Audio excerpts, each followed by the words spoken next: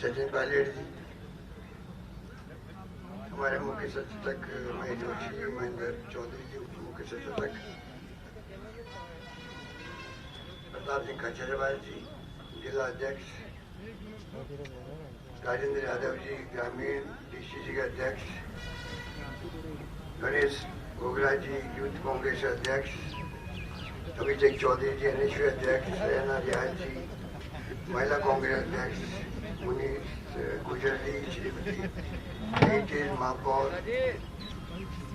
शिवंदर के अध्यक्ष पारिक जी और मेरे तमाम मंत्रिमंडल के साथीगण, विधायकगण, सांसद लागे जी, यहाँ उपस्थित तमाम नेतागण, पार्षदगण, किसान भाइयों और बहनों और नौजवान साथी, मुझे खुशी है कि प्रदेश कांग्रेस कमेटी के तत्वाधान में आज ये धरना आयोजित किया गया। धरने का उद्देश्य क्या है आप सबके जहन में है। इस प्रकार 39 दिन हो गए, 39 दिन इस ठंड के अंदर जो हमारे किसान भाई बैठे हुए हैं बॉर्डर पर, 39 दिन में 40 मौतें हो चुकी हैं। आप सोच सकते हैं क्या बीतरी होगी उनके ऊपर, उनके परिवार पर। उनके बेटे पोते कई तो सेना में होंगे जो बॉर्डर पे होंगे, और ये संवेदनहीनता का और ये पराकाष्ठा है। इस सरकार को बार बार बुलाती है, बात करती है, टाइम पास करती है। इनको लगता है किसान थक जाएंगे और ये इशू खत्म हो जाएगा। सवाल है पूरे देश के किसानों की तकदीर के फैसले करने का। उनको गलतफहमी है खाली पंजाब और हरियाणा के किसान है वो। उनके साथ में एकजुटता प्रकट करने के लिए देश के 6.5 लाख गाँव में लोग बैठे हुए हैं। राजस्थान के 42,000 गाँव में लोग बैठे हुए हैं जो जिनकी भावना उनके साथ में। और वक्त आएगा तो मैं समझता हूँ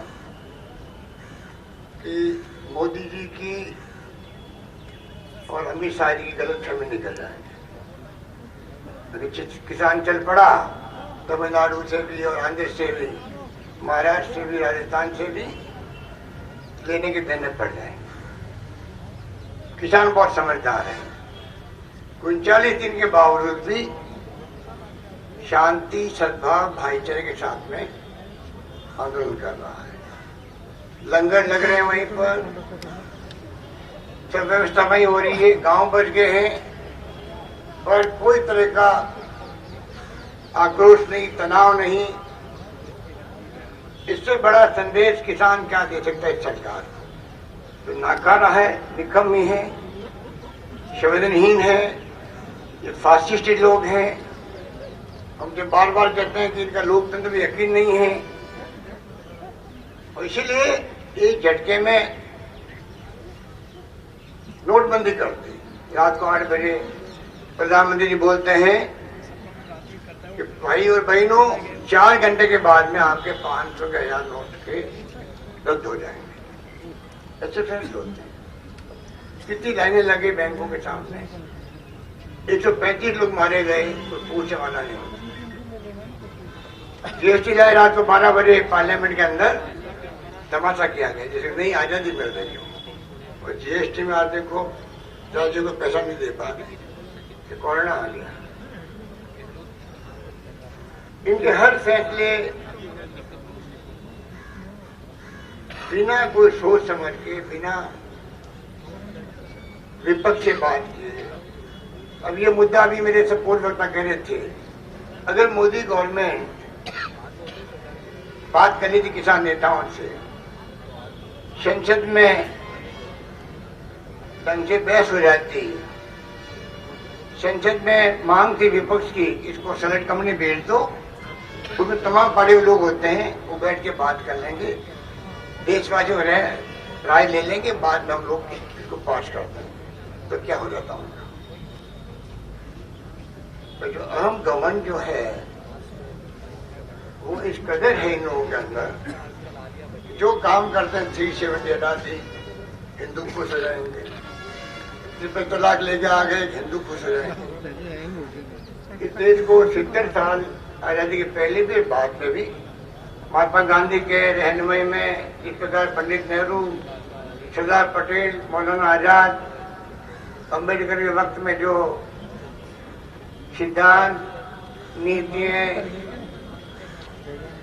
कार्यक्रम, कोई वोटों का राज, लोकतंत्र, ये कोई मामूली बात नहीं थी।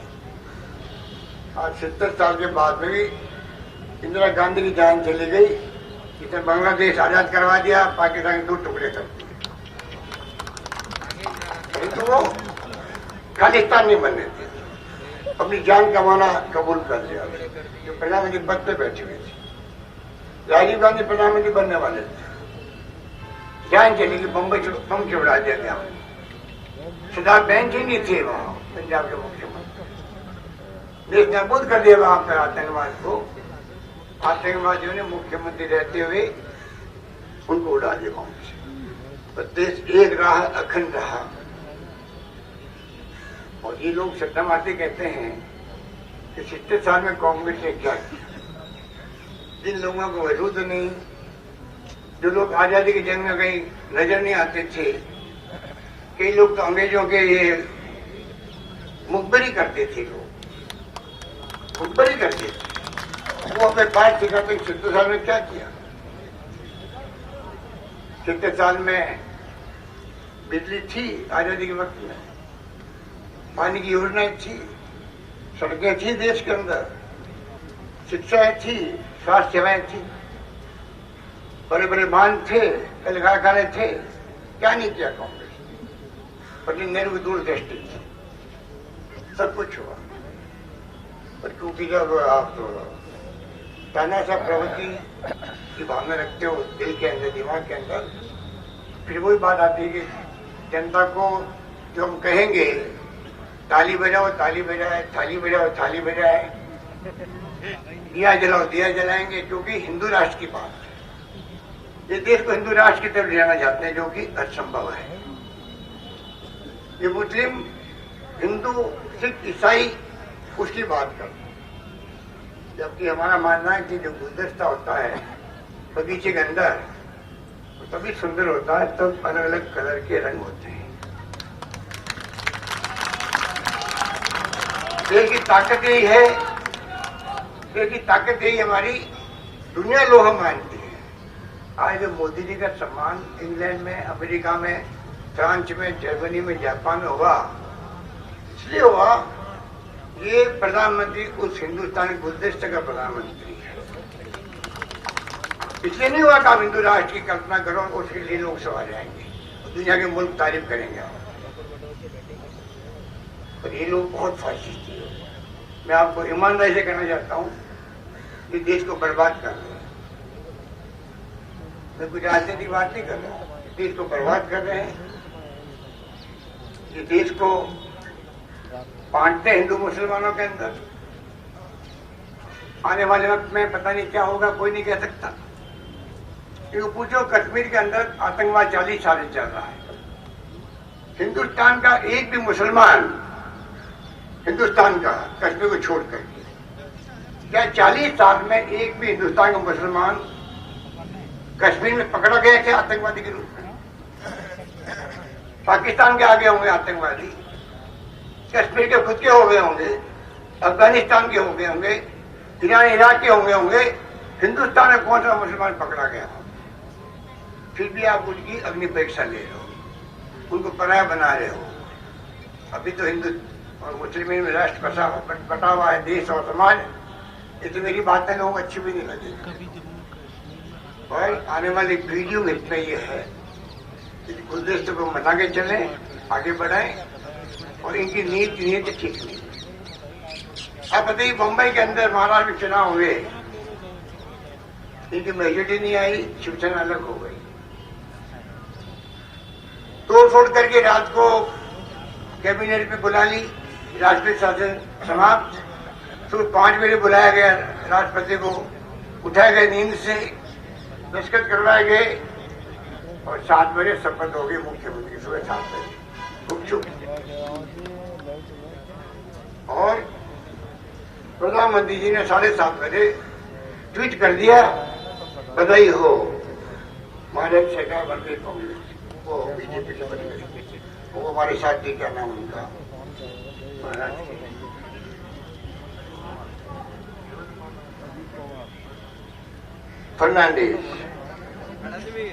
फर्नांडिस साहब, बधाई हो फर्नांडिस साहब, सरकार बनाइए, शपथ ले लिया आपने।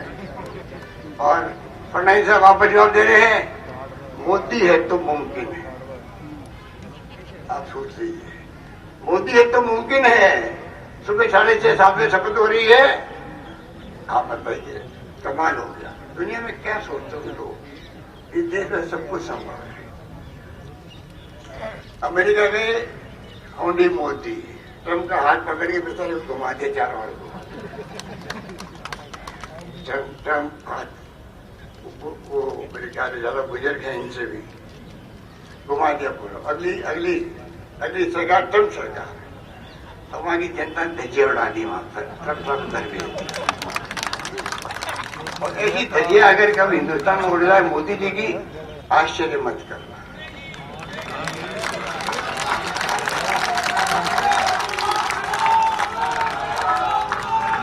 पंगा लिया है इस बार किसानों से लिया, किसानों से। इसमें राजनीति नहीं है, ये खालिस्तानी नहीं है, ये सांप्रदायिक नहीं है, इनको कोई भड़का नहीं रहा है, ये समझदार लोग हैं। उनको आप क्या क्या कह रहे हो? ऐसी भाषा बोल के दंगे भड़का दिया हम दिल्ली के अंदर के लोग मध्य में चले पड़ गए। तो मैं कहना चाहूंगा, हालात बड़े गंभीर हैं, आपको हमको सोचना पड़ेगा। ऐसे लोग आगे हैं जो जिनका कब्जा जुडिशरी पे है, जुडिशरी में प्रभाव डालते हैं लोग, कई बार सक्सेस हो जाते हैं। इनका इलेक्शन कमीशन में प्रभाव डालते हैं लोग। सीबीआई, इनकम टैक्स, ईडी तो इनके जेब के अंदर है, इशारा करते हैं जाइए और छापे डालिए।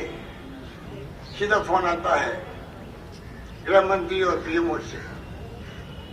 आप बताइए, ये लोकतंत्र है?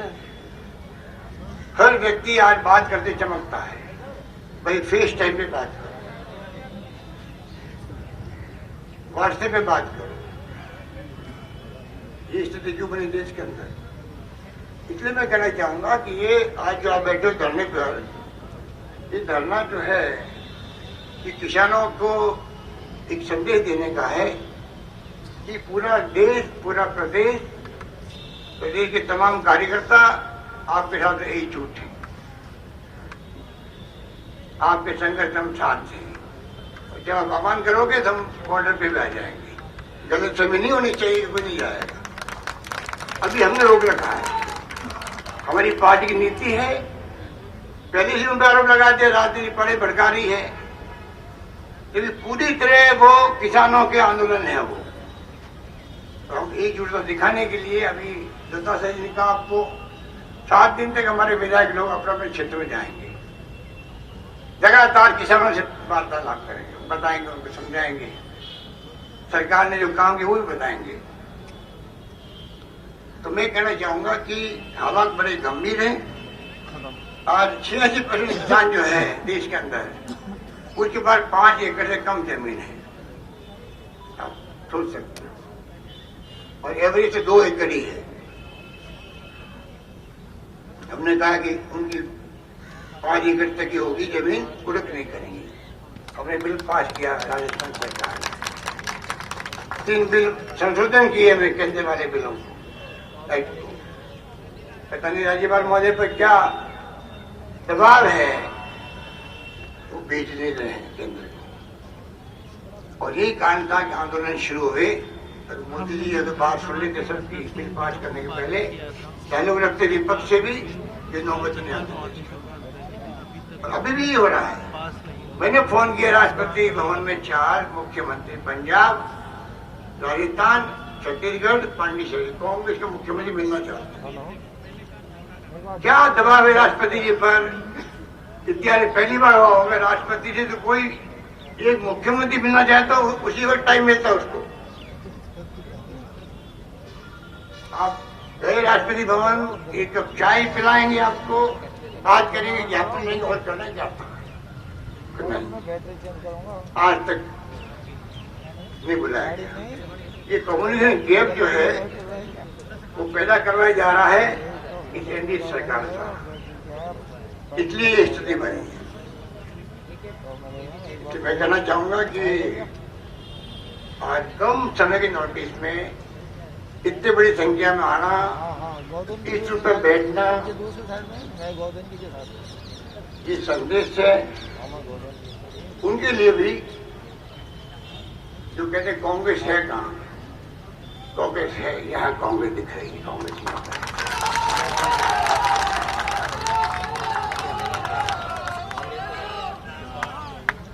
दिल्ली के मीडिया के चक्कर में नहीं आना अपने को। ये जो मेरे सामने मीडिया वाले ले रहे हैं, हमारे शॉट दे रहे हैं, इनके चक्कर में नहीं आना है। ये तो दबा में मोदी देख रहे, इनका नाम पड़ गया है गोदी मीडिया। गोदी मीडिया, गोदी मीडिया की तरह ये एक्ट करते हैं, खबरें देते हैं, क्योंकि मोदी जी के और सरकार में पूरी मॉनिटरिंग होती है। कौन सा मीडिया क्या बता रहा है, इतने घबराए हुए हैं, हमारे छापा नहीं बन रहा है। इनका कसूर नहीं है, ये बेकसूर लोग हैं बेचारे, बहुत दबाव में है, क्या कर सकते हैं। और मैं आपको कहना चाहूंगा इसके चक्कर में नहीं आना पड़ेगा। न्यूज सुनो और विश्लेषण करो वास्तव में सच्चाई क्या है। और हिंदुस्तान के लोग चाहे अनपढ़ हो चाहे कम पढ़े लिखे हो, अक्ल और होशियारी में उनका कोई मुकाबला दुनिया के कोई मुल्क कर ही नहीं सकता। ऐसा फासा पढ़ते हैं पता ही नहीं लगता। इंदिरा जी जैसी मान्यता हार गई, जैसे बांग्लादेश अलग कर रहे हैं, और 2.5 साल में आप ऐसे आंधी चली वापस कि पूरे हिंदुस्तान में भारी बहुमत से वापस प्रधानमंत्री बनी। उस वक्त मैं भी एमपी बना, 40 साल हो गए, 42 साल हो गए। अच्छे लोगों को इसने इस जमहूरियत के। नमस्कार, मैं हूं मानक गुप्ता। अगर आपको हमारा ये वीडियो पसंद आया हो तो इसे लाइक और शेयर जरूर करें, और हाँ, हमें सब्सक्राइब और फॉलो करना ना भूलें ताकि आप देश और दुनिया की कोई खबर मिस ना करें। तो जुड़े रहिए हमारे साथ और देखते रहिए News 24।